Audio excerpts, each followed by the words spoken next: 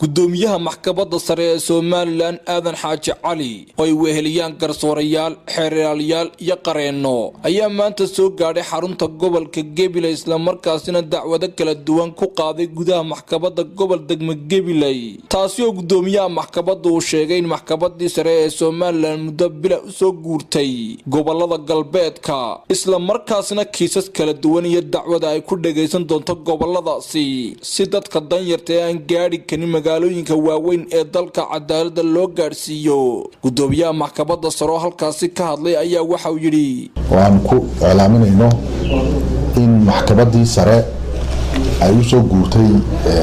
wixii loo oran jiray maxkamadda gurgura ama gobolada galbeed ee Gabiley iyo Awdal iyo Salal wixii maanta laga bilaabo muddo bil ku dhowna ay gobolada mari doonto marka sida la socotaan maxkamadda sare aad u xoojisay sanadadii dambe maxkamadda gurgura iyadoo ujeedada ugu muhiimsan ay tahay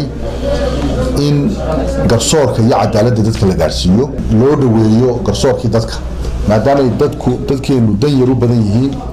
isla markaana dacwadaha yimaada maxkamadda sare ay gobolada iyo degmooyinka dalka oo dhan ka soo baxaan markooda loogu tago waayo qofku caasimadihii waaweynaa gobolada xataa Gabileydan ay joognayn magaalooyinka kale waaweyn dad baan iman karin Hargeysa iska daa hadalkeeda magaalooyinka kale goboladana ma iman karaan marka waxaan xoojinay maxkamadda gurgura oo wadanka oo dhan la gaarsiiyay sanadkii dhaweyd akhirkiisii taanu sanadkan cusub imika bilaamin inaanu bari u baxnay inaanay labada jeer ay guuraan oo aan ahayn laakiin inay bil walba ay chamber ama qayb kamid baxdo halkan xabsigan booqan doonaa wajaalaan tagaynaa maxkamaddu waxay u baxaysaa in ku dhow 30 area uga baxaysaa gobolka Gabiley oo beera iyo dhul banaan iyo tuulooyin iyo dhul la isku haystaa si xaaladooda aan u ogaano iyagana u wareysano iyagana aan u ogaano u dhabagal shaqada soo socoto shaqadii sidii loogu talagalay ma u socotaa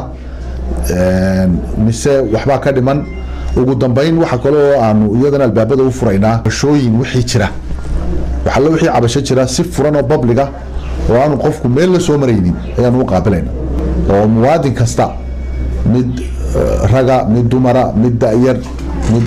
maganasa baahi gaar leh mid aan lahayn waa la dhageysanaya cabashooyinkan oo dhageysanayna si aan u ogaano xaaladda dhabta iyo mas'uuliyadda aan u hayno dadka ya howlwadanada garsoorka uga mahad celinayna hawshan ballaaran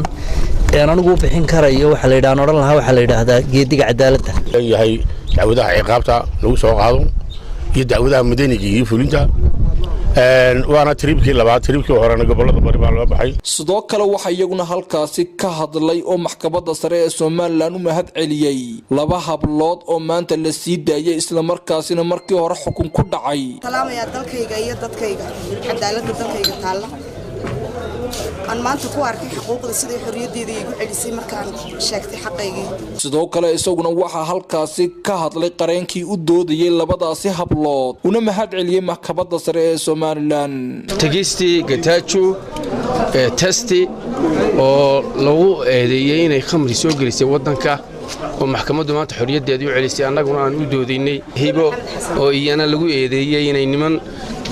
khamri siti ka soo qaadeen wajaale iyana xorriyadeeda ay maxkamadda sare maanta u celisay annaguna aanu hay qarinadii u doodayay guuleed Cali Ibraahim Kacse Sab TV gobolka Gabiley